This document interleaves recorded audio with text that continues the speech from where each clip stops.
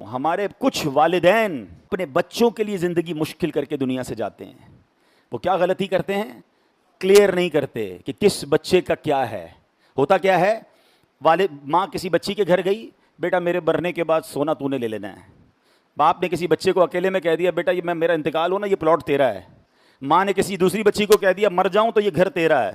اچھا، سب کو کہہ دیا، آپس میں بٹھا کے کسی کو نہیں کہا. ماں باپ کی آنکھیں بند ہوئی، بہن قسم کھا رہی ہے ماں نے سونا مجھے کہا تھا، بھائی کہتا ہے پلاٹ مجھے کہا تھا، وہ دوسرا کہتا ہے گھر مجھے کہا تھا، سارے لڑ رہے ہیں. یہ کیا کر رہے ہیں آپ؟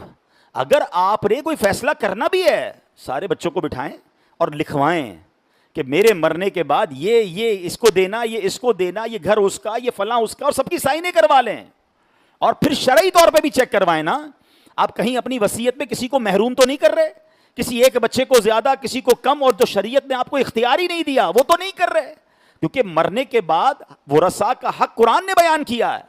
آپ ایک حد تک وصیت کر سکتے ہیں، سارے مال کسی کو نہیں دے سکتے. میں ایک اشارہ دے رہا ہوں ان تمام ماں باپ کو کہ جو اپنے بچوں کے معاملات، اور خاص طور پہ جو مالدار فیملیز ہوتی ہیں، ہم نے بڑے بڑے اربوں پتی کروڑ پتی ماں باپ کی دنیا سے جانے کے بعد ان کے بچوں کو لڑتے ہوئے دیکھا، ایک دوسرے کے خون کے پیاسے ہو گئے، آنا جانا ختم ہو گیا. یہ کیا کیا آپ نے؟